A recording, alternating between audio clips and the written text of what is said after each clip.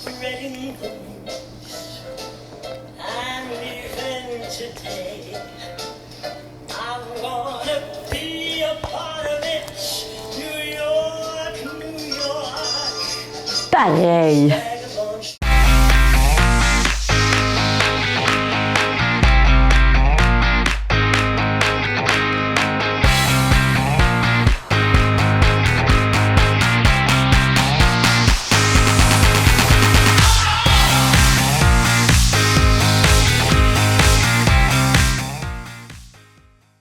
Bonjour et bienvenue à ma Steph Télé, votre télé inspirante. J'espère que vous allez bien. Alors, je ne sais pas si vous avez remarqué, je suis à New York.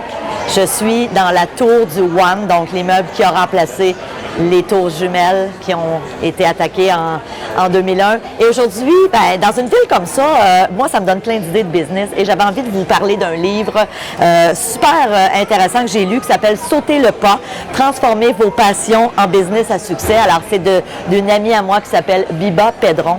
Et aujourd'hui, je vous partage trois raisons pour lesquelles, souvent, quand on veut partir en affaires, ça ne fonctionne pas nécessairement. Alors, c'est évidemment tiré du livre de Biba. La première chose qu'elle nous dit, c'est si on décide de partir en business, il faut être certain que c'est notre passion. Il faut être certain qu'on veut consacrer énormément de temps, surtout les premières années. Puis, il faut le réaliser. Si vous avez peut-être un jour décidé de lancer votre propre entreprise, évidemment, vous le savez, vous y avez mis le temps nécessaire, les heures, les mois, les semaines, les années pour finalement que cette entreprise-là puisse avoir un succès. Si vous êtes en ce moment en train d'y penser, souvent les gens me disent « Oui, mais Stéphanie, je ne suis pas nécessairement prête à lâcher mon travail, donc quitter mon job pour être en mesure de partir en affaires. » C'est sûr qu'on peut commencer à le faire à temps partiel, mais il va falloir réaliser que ça risque de prendre quand même un petit peu plus de temps. Ceci dit, il faut être passionné. Ça, c'est la clé numéro 1. Et c'est souvent l'erreur qu'on fait. On se dit, je vais partir en affaires parce que je pense que c'est lucratif, parce que je pense que je peux faire de l'argent.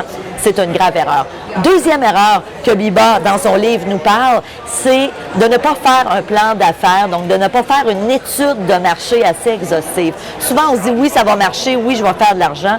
Il faut faire une étude de marché, il faut savoir est-ce qu'il va y avoir des clients, est-ce qu'il y a une demande pour le produit ou le service que je vais offrir, et ça, c'est vraiment, vraiment important. Une troisième erreur que les gens font souvent lorsqu'ils partent en affaires, c'est toute la portion, ne pas être bien entouré, ne pas avoir assez de gens autour de nous, de professionnels qui peuvent nous aider. Donc, est-ce que vous avez ce que j'appelle une équipe de rêve? C'est super important en commençant avec un comptable, en commençant avec peut-être si vous décidez de partir avec des employés, est-ce que vous avez des gens qui sont fiables, qui sont prêts et prêtes à s'investir? Donc, évidemment, c'est toutes des questions à se poser.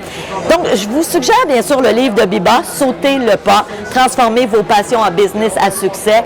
Évidemment, dans la prochaine chronique, parce que si vous n'êtes pas membre premium, je vous invite premièrement à considérer à le devenir parce que je vous donne plein d'outils. Vous allez voir, il y a plein d'avantages à être membre premium. Ceci dit, dans la prochaine chronique, on va aller beaucoup plus loin. J'ai fait une entrevue avec Biba dans laquelle on va être en mesure justement de pouvoir vous donner plein de trucs pour démarrer peut-être votre passion et en vivre éventuellement. Alors, évidemment, si vous avez aimé cette chronique, si vous connaissez des gens autour de vous qui disent « Hey, moi, j'ai envie de partir en affaires, ça peut m'inspirer », aidez-moi à atteindre mon objectif. Vous le savez, mon objectif, c'est d'aider 10 millions de personnes au cours de la prochaine décennie à vivre une vie extraordinaire à la hauteur de leurs rêves. Donc, transférez ma petite chronique. Je vous dis merci de votre confiance.